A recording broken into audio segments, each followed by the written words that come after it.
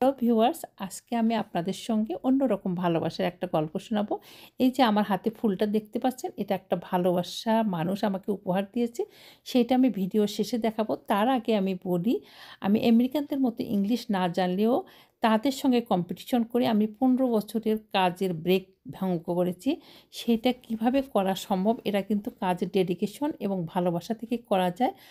আর এই ভালোবাসা অর্জন করতে বা করতে পয়সা খরচ করতে হয় না, শুধু ডেডিকেশন থাকতে হয়। এটা দেখেই বুঝতে পারছেন শুকায় গেছে, তারপরে কিন্তু আমি এই ফুলটা ফেলিনি। এই ফুলটার থেকে এই গল্পটা আসলে, এই ফুলের তোড়া আমাকে একজন গিফট করেছে। কেন আমাকে গিফট করলো সেটাই আমি আপনাদের সঙ্গে শেয়ার করব। তার আগে বলি, কোনো একটা কাজ যদি আমরা করি সেটাকে কিন্তু ধৈর্য ধরে করলে এবং গুড বিহেভ করলে মানুষ কিন্তু এর রিকগনিশন অবশ্যই পায়।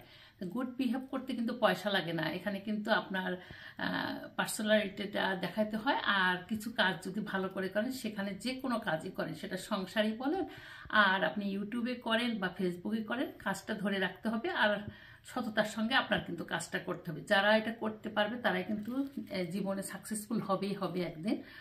আমার সাকসেসফুল কতটুকু হয়েছে আমি জানি না, তবে আমি যতটুকু করছি সেটাতে আমি কিন্তু স্যাটিসফ্যাকশন। তো এই স্যাটিসফ্যাকশন থেকে আমি আজকে আপনাদের সঙ্গে হাজির হয়েছি, এটা জানাবো।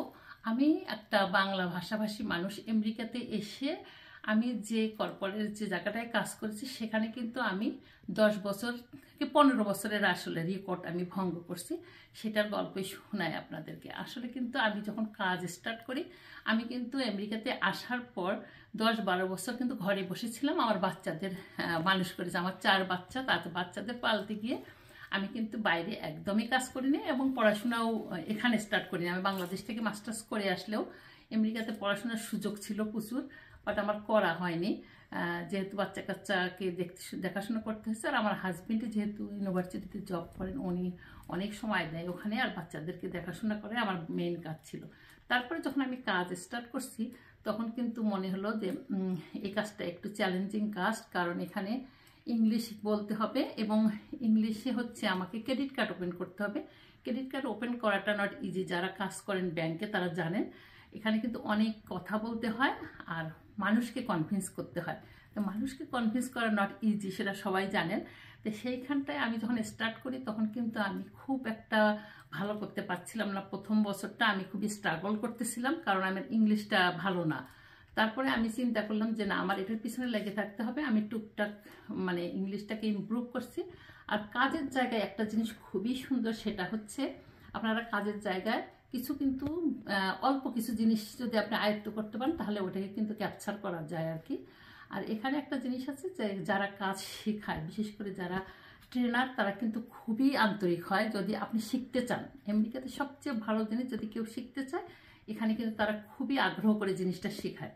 আর আগ্রহটা থাকতে হয়। তো আমার কিন্তু খুবই আগ্রহ ছিল যে আমি কাজটা শিখবো এবং সেইটাকে আমি চেষ্টা করব ভালো করার জন্য। যখন আমাদেরকে একবার দেওয়া হলো যে বছরে যদি কেউ 1000 ক্রেডিট কার্ড ওপেন করতে পারে, তার জন্য কর্পোরেট থেকে কর্পোরেট ম্যানেজার, মানে ক্রেডিট কার্ডের ম্যানেজার এসে তার সঙ্গে একটা ডিনার থাকবে, তার মধ্যে তো $1000 একটা গিফট থাকবে আর কি। তো যাই হোক, সেখানে সবাই বললে এটা কোনোভাবেই সম্ভব নয়, কারণ আমার যেখানে আমরা কাজ করতেছিলাম সেই টিমে 10 থেকে 15 বছরের মধ্যে কেউ কিন্তু 600-র উপরে ক্রেডিট করতে পারেনি। তো যাই হোক, আমি তখন আমাকে বললো যে যে 600 করেছে তার সঙ্গে তুমি ট্রেন হও আর কি, ট্রেনিং নাও।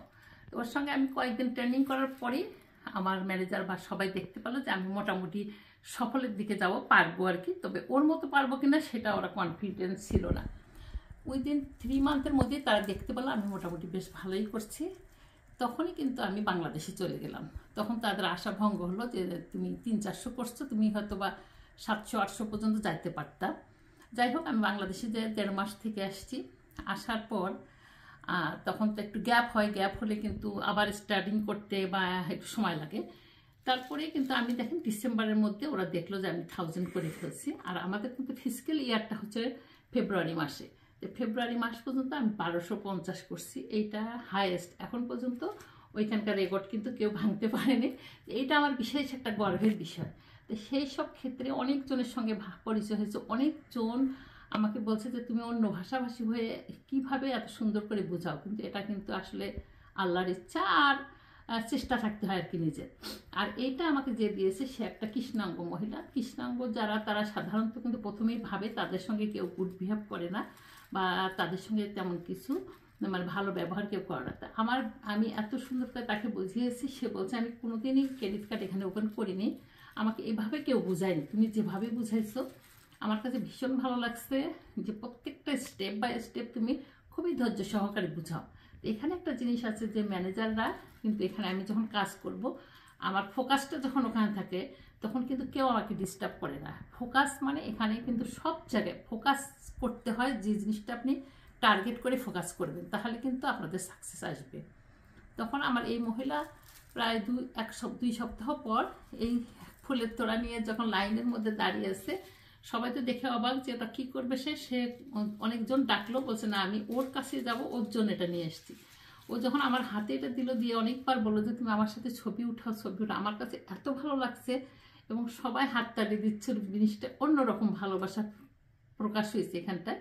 তো এই যে ভালোবাসার জিনিসগুলো এটা কিন্তু টাকা দিয়ে হয় না, পয়সা দিয়ে হয় না, আপনার ভালোবাসার ওর যে ইয়াটা আর কি অভিব্যক্তিটা ওইটাই আমাকে মুগ্ধ করছে। সেই জন্য আমি এটা কখনোই ফেলে দিতে পারছি না, প্রায় 2 মাস হয়ে গেছে আমি রেখে দিছি। তো ভাবলাম আপনাদের সঙ্গে এটা শেয়ার করি। এরকম ভালোবাসা পেতে গেলে মানুষ পয়সা খরচ করতে হয় না, শুধু আপনার ডেডিকেশন এবং ভালো ব্যবহার যদি থাকে মানুষের প্রতি আপনিও পারবেন, সবাই পারবে। আর আমি ওনার কিছু ছবি আছে আমার কাছে, সে কয়টা ছবি আপনাদের সঙ্গে শেয়ার করব।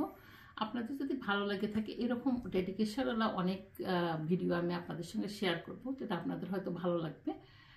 একটু পরে আমি ওনার ছবিগুলো আপনাদের সঙ্গে শেয়ার। ভিউয়ার্স, এই যে কৃষ্ণাঙ্গ মহিলা সে আমাকে এই ভালোবেসে এই ফুলটা দিয়েছে। এখানে শুধু ফুলটাকে ফুল বলা যাবে না, এটা একটা বিরাট ভালোবাসার নিদর্শন। ভীষণ ভালো লেগেছে। একজন কেউ ভালোবেসে একটা যদি আপনাকে সূচো উপহার দেয় তার মূল্য কিন্তু অনেক অনেক বেশি।